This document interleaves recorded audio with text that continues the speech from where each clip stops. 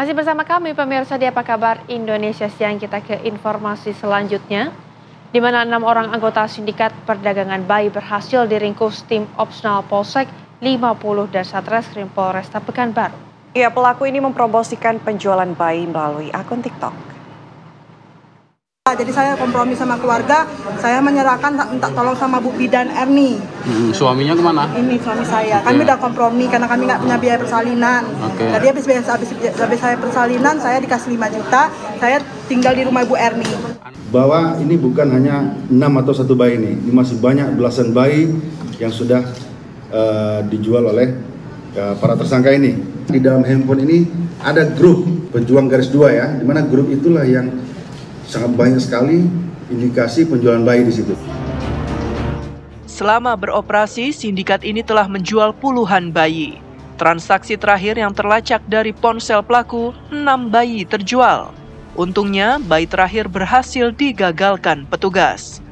Pembelinya berasal dari Pulau Jawa dan Sumatera. Para pelaku akan dijerat dengan pasal tindak pidana perdagangan orang dan Undang-Undang Perlindungan Anak. Dari Pekanbaru Riau, Muhammad Arifin, Faza Ramadan, TV One mengabarkan. Pemirsa, sindikat penjualan bayi terungkap lewat petugas dan juga Komnas Perlindungan Anak Riau yang menyamar menjadi pembeli. Ketika transaksi, pelaku tertangkap tangan polisi. Dan untuk mengetahui selengkapnya, kami sudah bergabung bersama dengan Ibu Dewi Arisanti, Komnas PA Provinsi Riau yang saat itu menyamar menjadi pembeli. Assalamualaikum, selamat siang Bu Dewi. Waalaikumsalam, selamat siang Mbak. Ini dengan Mbak Ana ya? Oke, Bu Dewi mungkin bisa diceritakan bagaimana saat itu prosesnya mulai dari penyamaran hingga akhirnya sindikat ini berhasil terungkap. Assalamualaikum warahmatullahi wabarakatuh. Sebelumnya saya mengenalkan diri, saya Ketua Komnas PA Riau yang masa baktinya itu dari mulai 2020 ya sampai nanti itu di 2025 ini ya mungkin ya. Saya dilantik oleh Aris Merdeka Sirait yang kebetulan beliau adalah ketua umum yang sekarang sudah almarhum. Pada intinya saya bertugas terkait di wilayah Jambi ya, Provinsi Jambi itu ada kasus penanganan terkait perebutan asuh antara anggota DPRD dengan istrinya yang notabene juga sebagai seorang dokter. Nah, setelah saya menyelesaikan semua kegiatan-kegiatan yang saya lakukan di Provinsi Jambi, saya beristirahat di hotel, saya iseng mengambil handphone, sambil memang, karena kan saya itu mendengar kabar marak ya, terkait perdagangan juga orang dewasa, apa semua, saya cari-cari informasi gitu.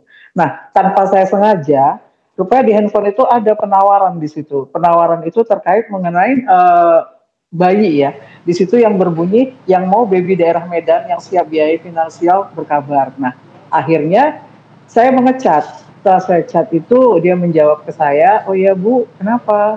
Saya minat, bisa nggak kita minta nomor handphone, kita bicara di telepon. Oke, dia kasih nomor handphone, kita bicara di telepon, dan dia juga menyampaikan, apakah Ibu berminat? Saya bilang berminat. Kenapa Ibu tidak punya anak? Saya bilang, saya punya anak, cuman kebetulan anak saya sudah pada dewasa ya, sudah pada besar, dan kebetulan yang tua sudah menikah, yang nomor 2 itu juga sudah bekerja, yang nomor 3 juga sudah bekerja, yang paling kecil juga sudah di pesantren. Jadi kita cuma berdua dengan bapaknya.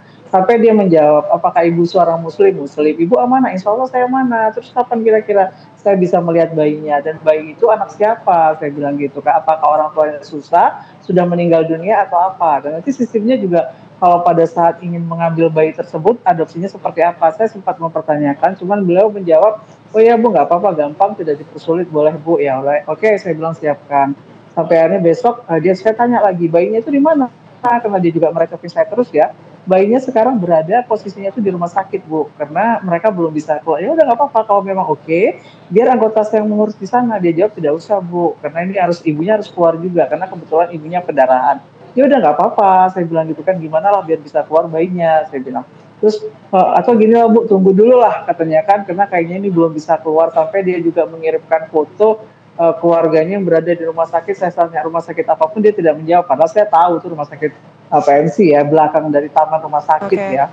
Cuman ya saya pura-pura nggak tahu. Akhirnya saya 1 hari kemudian, besoknya dia itu mengabarkan ke saya, Bu, atau yang bayi yang ini sajalah buat Ibu, dengan dia WA dikasihnya saya itu foto salah satu bayi kedua ya, bukan bayi pertama yang saya ini yang ditawarkan pertama ya, bayi kedua. Mungkin anaknya bilang, udah, ya terus yang pertama gimana? Itu payah Bu, susah karena kayak ibu masih pendarahan, dia tidak belum bisa keluar karena ibunya masih pendarahan. Oh ya udah nggak apa-apa. Saya bilang, terus bayinya itu posisinya di mana? Saya bilang, ada Bu, dilipat kain. Oh gitu. Terus gimana caranya? Ya sama Bu katanya kan. Ya udah nggak apa-apa. Saya bilang, cuman saya kan posisinya masih di Jambi, belum bisa pulang. Tunggu saya sampai di Riau, baru nanti saya ambil bayinya. Saya bilang. Baik. Nah dia mendesak, ya Bu harus bisa Bu, karena ini kan sudah maksudnya mereka ini kan sudah lama ya Bu, takut nanti bayinya bla bla. Ya oke deh, saya bilang, sabar ya, saya bilang gitu. Nah setelah sampai jadi terus hari Jumat malam itu saya kembali dari Jambi ke ini ya, saya takut nantinya mereka ini putus ya hubungan komunikasi dengan saya, karena saya udah curiga kenapa dia mendesak saya gitu. Pertanyaan juga aneh yang saya tanya itu gak pernah nyambung, karena kan saya tahu ya sebagai ketua Komnas tentu saya paham bagaimana tata cara untuk mengadopsi bayi apa semua gitu. Makanya di situ saya sangat curiga.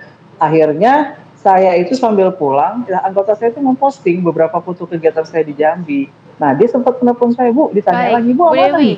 Insya Allah aman, nggak ada masalah. Terus saya lihat soalnya status ibu, kata dia kan di WA, itu ibu bersama polisi. Oh, saya bilang, itu teman suami saya bilang. Karena kan suami saya bertugas di Jambi, saya ikut, ya teman-teman biasa lah, mungkin saya pengen foto gitu.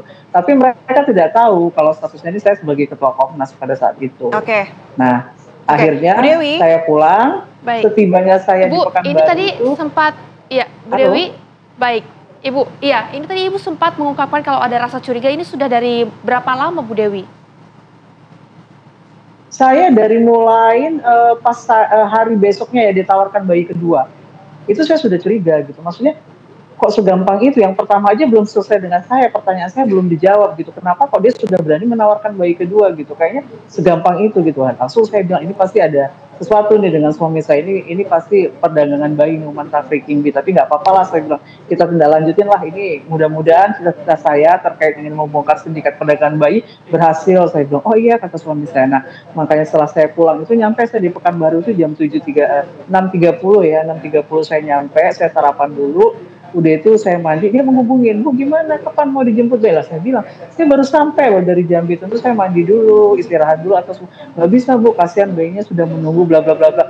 Tambah kecurigaan saya itu tambah meninggi, atau gini lah saya bilang gitu, mau dijemput di mana? Di Duri lah, perjanjian kita itu di Duri untuk menjemput bayi, sementara dia bilang ke saya itu bayinya ada dilipat kain. Pada saat itu saya bilang, kalau saya dari Jambi ke lipat kain sebenarnya saya bisa gitu, itu kan satu arah ya, tapi kan dia bilang oh nggak usah Bu, kami aja yang ngantar. Ya sudah, akhirnya kita putus komunikasi, saya mandi istirahat apa semua, dia menghubungi saya lagi, sudah jalan Bu? Oh ya sudah, saya bilang, tapi saya mau urut dulu ke Rumbai karena kebetulan saya kurang enak badan ya, kecapean di jalan. Saya bilang gitu, aduh Bu kasihan, kami sudah mau berangkat nih Bu, sudah OTW. Kata, oh kalau begitu gini saja lah, saya bilang, kamu saja yang bawa bayinya Pekanbaru, kita ketemu di Pekanbaru, selesai sampai Pekanbaru nanti kontak saya, kita janjian ketemu di mana. Oke, mereka mengokekan, saya pun makin penasaran dan curiga. Ini saya menghubungi salah satu rekan saya yang kebetulan juga dia anggota Intel di Korem.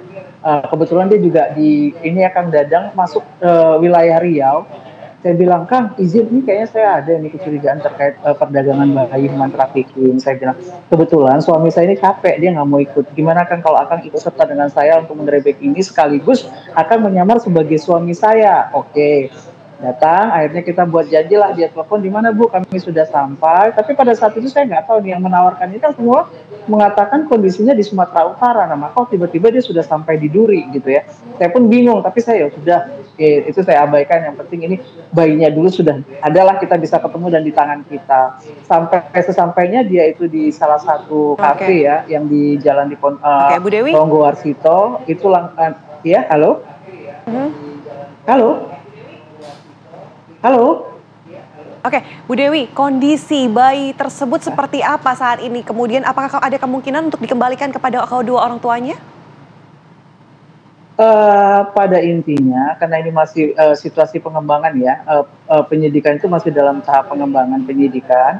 Saya rasa saya kemarin sudah sepakat dengan Kapolsek agar bayi tersebut untuk sementara biar dulu lah dirawat di rumah sakit. Karena kondisi bayi itu sendiri juga saya lihat kurang sehat. Dia tuh ada kelainan seperti kelainan paru-paru ya. Jadi di dekat dadanya itu apa ke dalam, seperti menonjol ke dalam gitu. Nah, kemarin itu mereka mengatakan bayi itu sehat, tapi mereka menipu saya, rupanya kondisi bayi itu tidak sehat sama sekali gitu.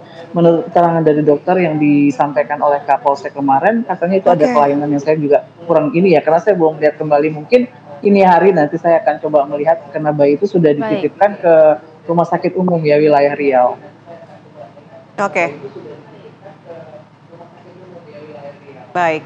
Bu Halo, Dewi, Mbak. terima kasih ya Bu sudah berbagi informasi bersama kami di Apa Kabar Indonesia Siang. Kami harap juga mungkin tidak ada lagi ya kejadian seperti ini, Ya. proses jual beli orang, jual beli bayi begitu. Terima Apalagi secara kasih Bu online sudah gitu ya. memantau. Selamat siang, Assalamualaikum.